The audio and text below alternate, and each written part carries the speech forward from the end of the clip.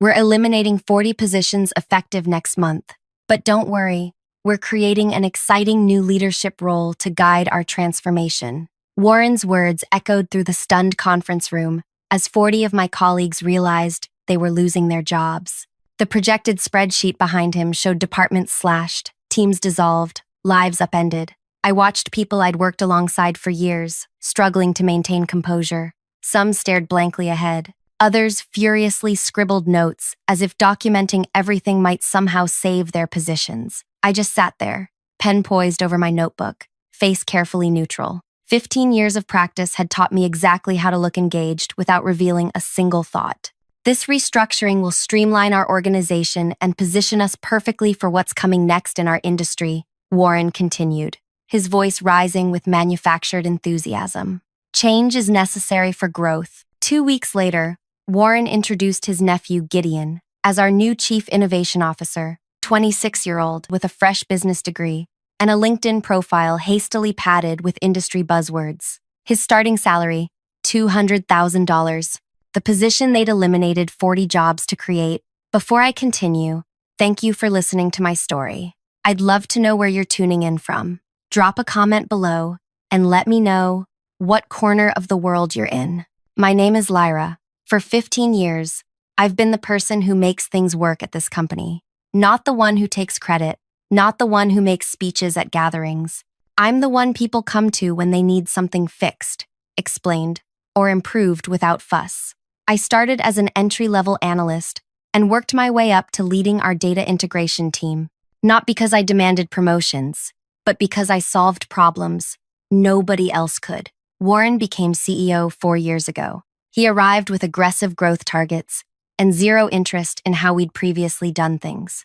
Within 6 months, he'd replaced half the leadership team with his own selections. The rest of us adapted, learning his preferences, adjusting our communication styles. We survived.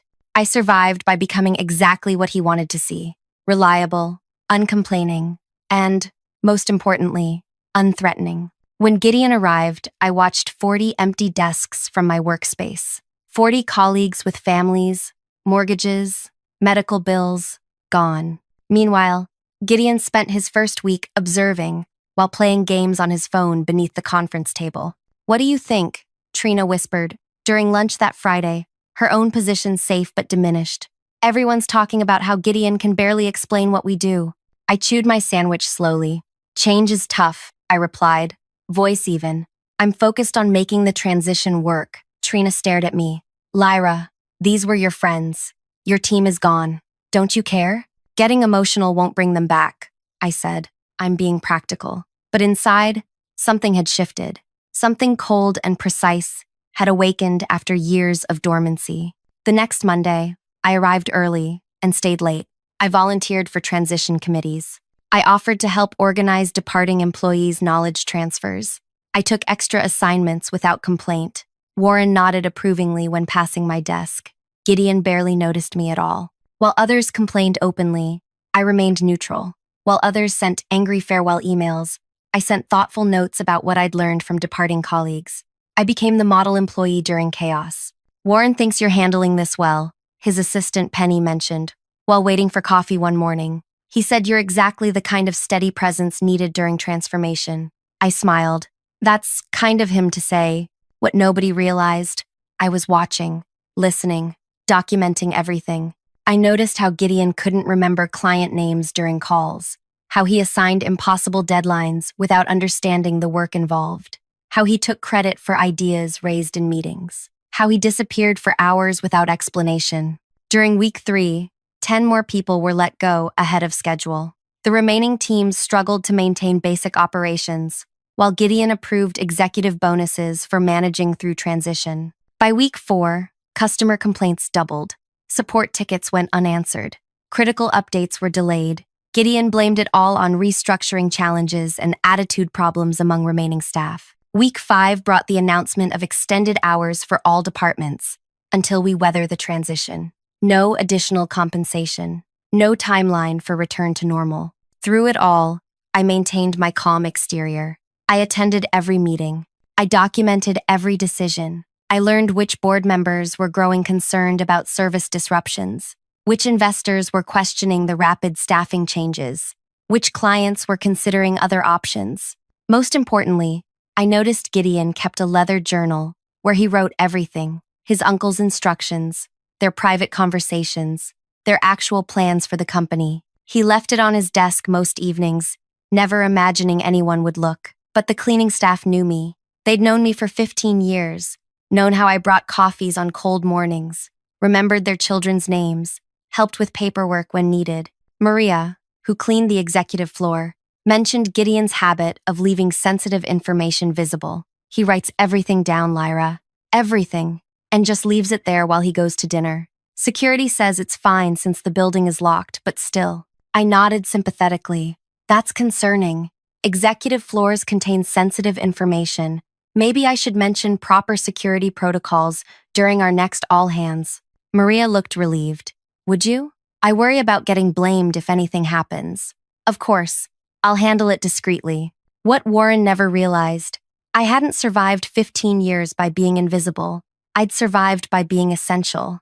I knew every system, process, and relationship. I'd trained most of the people he'd just fired. I'd built connections with every client, vendor, and investor. People shared things with me because I listened.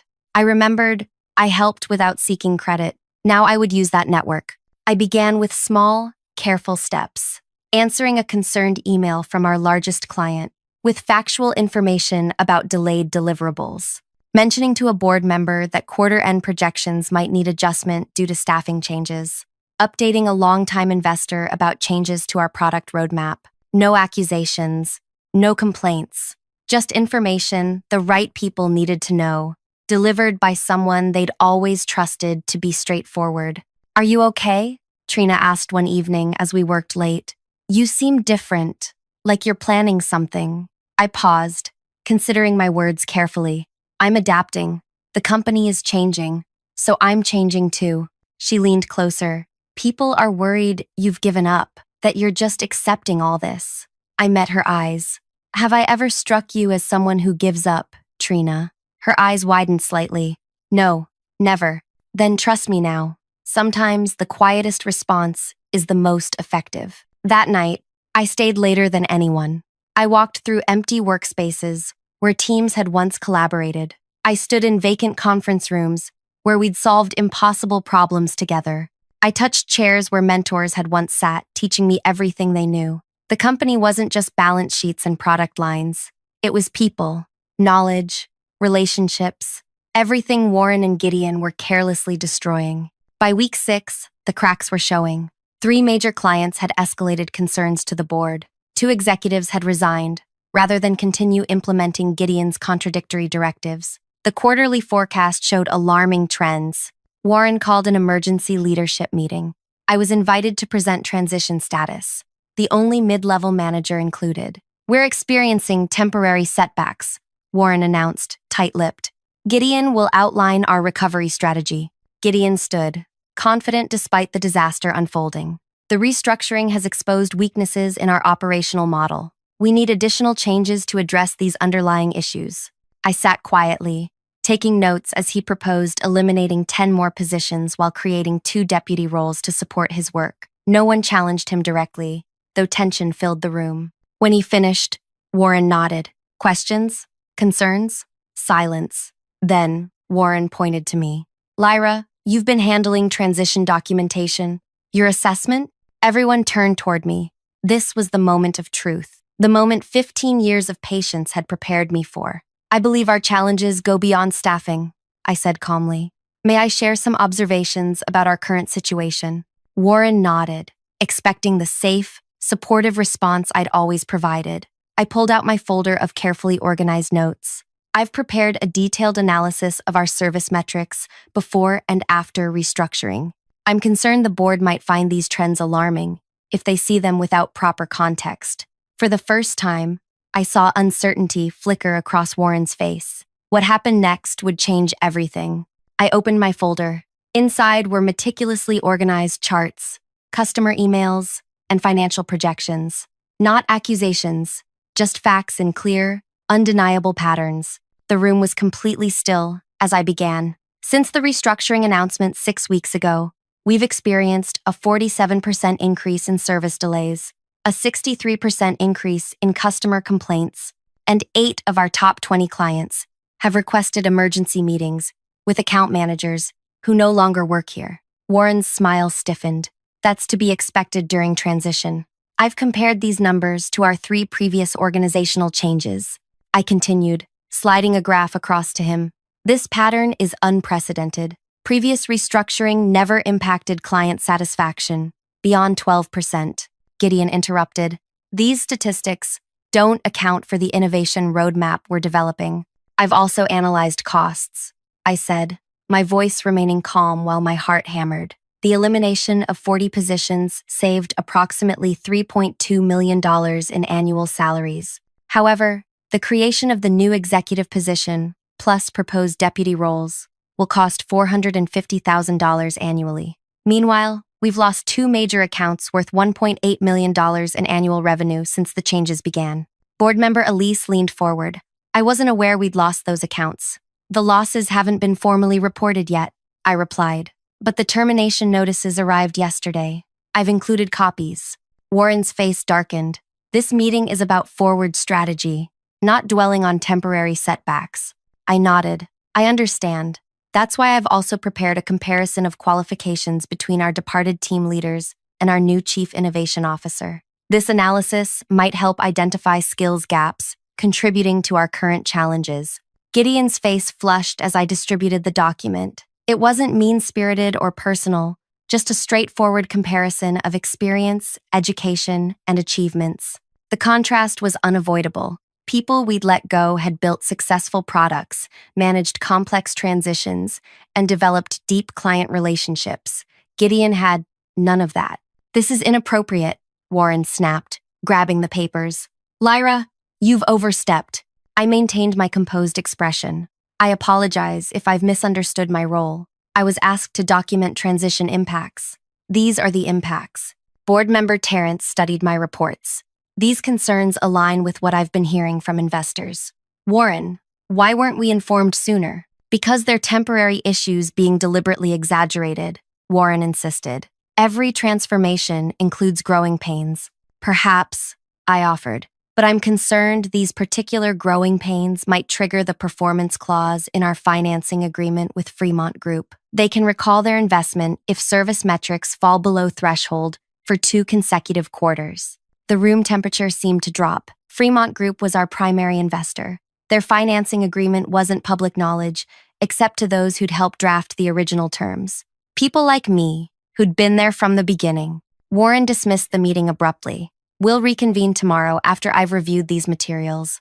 Lyra, please stay behind. As others filed out, I caught glimpses of their expressions: shock, worry, and something else, a dawning realization about who I actually was. When the room emptied, Warren closed the door. What exactly do you think you're doing? My job, I replied simply, documenting organizational changes and their impacts. You made my nephew look incompetent. I presented factual information. If that information reflects poorly on anyone's competence, that's not within my control. Warren leaned closer. Do you understand who I am? What I can do to your career? I met his gaze. Do you understand who I am, Warren? What I've built here over 15 years while executives have come and gone? He laughed, genuinely surprised by my audacity. You're a mid-level manager who's suddenly forgotten her place. I'm the person who trained most of the people you fired. I'm the one who built the systems your nephew can't understand. I'm the one clients call when they can't reach their assigned contacts. I'm not just an employee, Warren. I'm institutional memory. His expression hardened. You're easily replaced. Then replace me, I said calmly. But first, you might want to check who's named as the primary technical contact on our top 15 client contracts, or who holds administrator access to our proprietary systems, or who designed the custom reporting tool the board relies on for oversight. Uncertainty flickered across his face. You've been here 4 years. I continued softly. I've been here 15. You saw what you wanted to see. Someone quiet, someone compliant. You never bothered to understand what I actually do here. Warren regained his composure. If you're threatening me, I'm providing context. There's a difference. I gathered my papers. The board now has accurate information about our current situation. What happens next is up to you. You're fired, he snapped. Clean out your desk immediately. I nodded. As you wish. I'll need to transfer my administrative access and client relationships. That typically takes 2 weeks given the complexity of my role. Would you prefer I document those processes first, or should I simply leave everything as is? Warren hesitated, finally recognizing the trap. Fire me immediately, and critical systems would become inaccessible. Client relationships would be damaged further. But keeping me around meant I could continue sharing uncomfortable truths. 2 days, he finally said. You have 2 days for knowledge transfer, supervised by security. That won't be sufficient time, but I'll do my best. I walked to the door, then paused. One more thing, Warren. The board has my personal contact information, should they need clarification on anything in my reports. I'd never seen such fury on a human face. The next morning, rumors spread quickly. People watched as security escorted me between meetings. Colleagues found excuses to pass by my desk, whispering support or slipping me notes. What did you do? Trina asked during a bathroom break, the only place without surveillance. I told the truth, I replied, with documentation. Is it true, Warren said, he'd destroy your career? He can try. I washed my hands calmly. But I've spent 15 years building relationships that matter. Gideon avoided me entirely, canceling the knowledge transfer sessions Warren had demanded. Instead, I was instructed to create written documentation of all systems and processes. By the afternoon, 3 board members had contacted me separately for private conversations. Their questions were similar. How bad was it really? What was really happening with clients? How much did Warren know? Each time, I provided facts without emotion or speculation. Warren remained sequestered in his office, emerging only for brief, tense conversations with his leadership team. Gideon wasn't included in these meetings. As my second day drew to a close, Warren summoned me again. His demeanor had changed. Less aggressive, more calculating. I may have reacted hastily, he began. Your institutional knowledge is valuable during this transition. I'm prepared to offer you a 6-month contract at a 30% premium to oversee the changes properly. I considered him. What about the people who've been let go? That decision stands.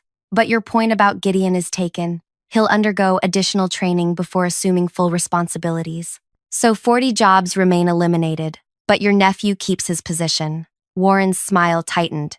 Business decisions aren't personal, Lyra. The restructuring was necessary, regardless of who filled the new role. Then it shouldn't be a problem to justify those decisions to an objective third party. His eyes narrowed. What does that mean?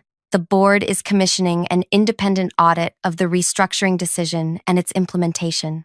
Elise called me an hour ago to inform me. Warren's expression froze. That's unnecessary. The board has no reason. They have quarterly performance data and client termination notices. That's reason enough. I stood. I should finish my documentation. Security is waiting to escort me out at 5. Sit down, Warren insisted. We can work through this. What do you want? I studied him. What makes you think this is a negotiation? Everything's a negotiation. He leaned forward. Name your price to tell the board this was a misunderstanding. A temporary adjustment period blown out of proportion. My price? I repeated. You eliminated 40 positions, 40 lives upended, to create a role for your nephew. You've lost clients, damaged our reputation, and undermined the company's culture. There is no price that fixes that, Warren. Don't pretend this is about principle, he scoffed. Everyone has a price. Perhaps you're right.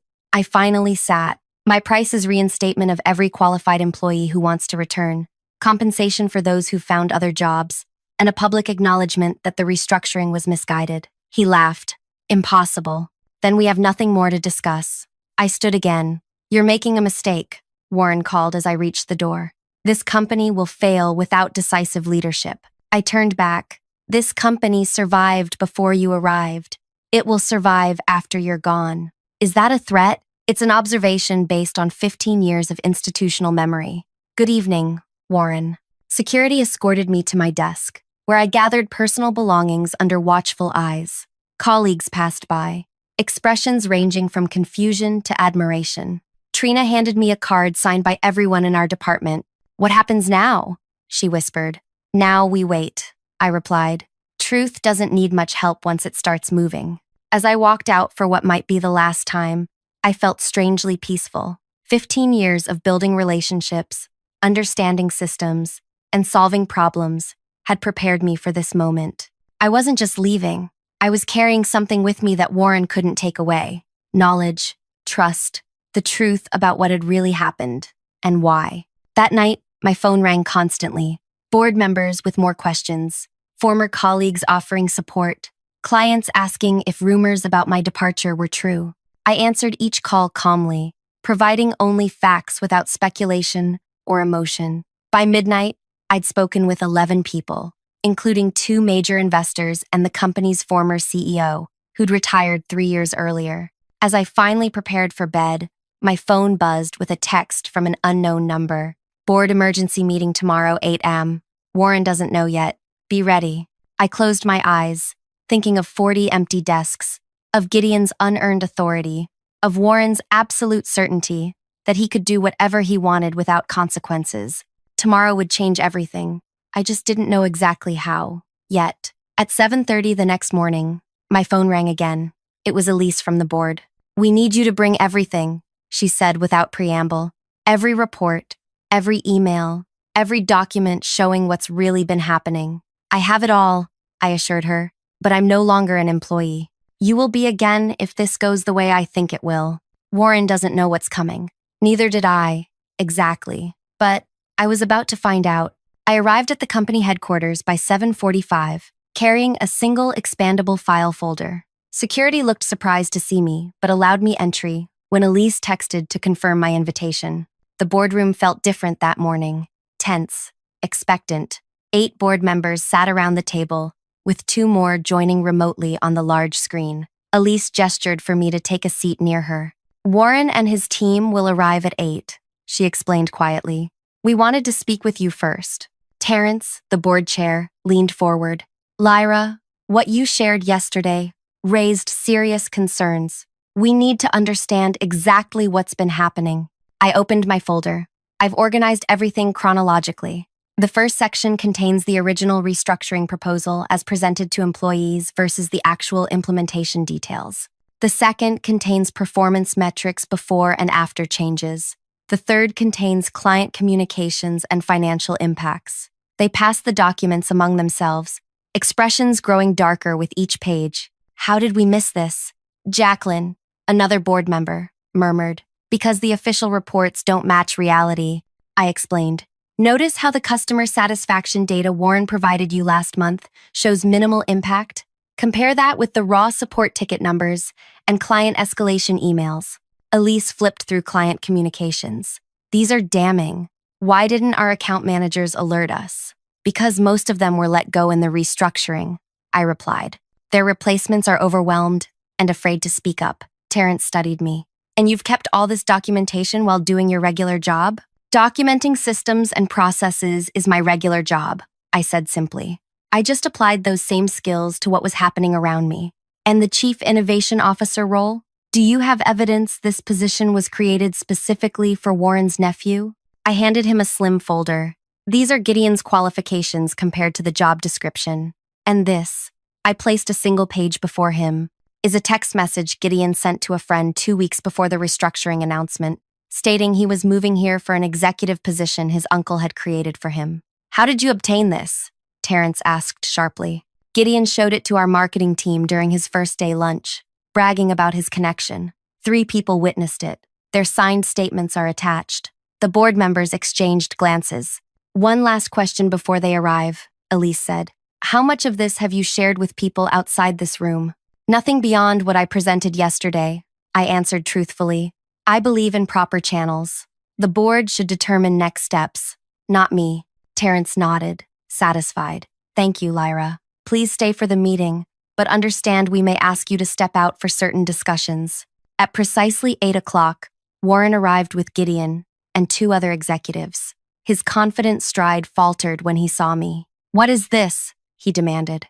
"Why is she here?" "Please sit down, Warren," Terrence replied calmly. "We're conducting a comprehensive review of the restructuring implementation." Warren recovered quickly. "I welcome any review. Our transformation strategy is sound, despite temporary disruptions. Is nepotism part of that strategy? Jacqueline asked bluntly, holding up Gideon's text message. The color drained from Warren's face. For the next 2 hours, the board methodically dismantled everything Warren had built. They questioned the business rationale behind each eliminated position. They presented client complaints he'd hidden from them. They revealed financial projections, showing the restructuring would cost more than it saved. Warren's defenses grew increasingly desperate. He blamed market conditions, implementation teams, former employees sabotaging transitions. And what about creating a $200,000 position for your nephew? Terrence pressed. Gideon was the most qualified candidate, Warren insisted. His relationship to me is irrelevant. You didn't even post the position externally, Elise noted. How could you determine he was most qualified? I know talent when I see it, Warren snapped. Gideon remained uncharacteristically silent, staring at the table. Terrence finally called a break. Warren, the board will deliberate privately. Please wait in your office. As Warren stood, his facade of control finally cracked. This is about her, isn't it? He pointed at me. One disgruntled employee with a vendetta. This is about evidence, Terrence replied. Substantial evidence of mismanagement and potential ethical violations. After they left, the board asked me detailed questions about operations, client relationships, and what would be needed to stabilize the company. I answered everything factually, without recommendations or blame. Thank you, Lyra, Terrence said finally. Please wait outside while we discuss. I sat in the reception area for almost 2 hours, watching people come and go. Executives were called in briefly, then dismissed. Finally, Elise emerged. The board would like to see you again. When I returned, the atmosphere had changed. Terrence looked resolute, other members relieved. We've reached several decisions, he announced. Warren has been removed as CEO, effective immediately. Gideon's position has been eliminated. The board has appointed Jacqueline as interim CEO while we conduct a proper search. I nodded, processing this information.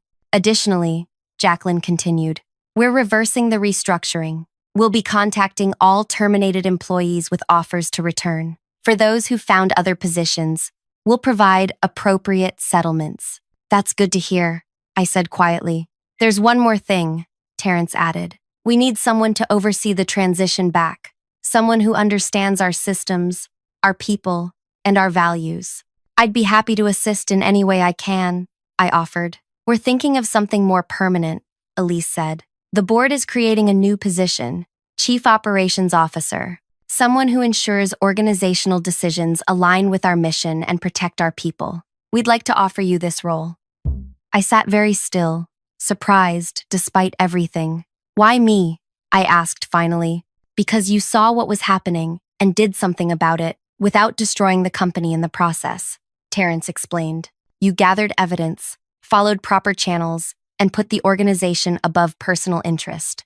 That's exactly what we need in leadership. I'll need time to consider, I said carefully. Jacqueline nodded. Of course, but we do need someone to handle immediate stabilization. Would you be willing to return on an interim basis, regardless of your decision about the permanent role? Yes, I agreed. I can do that.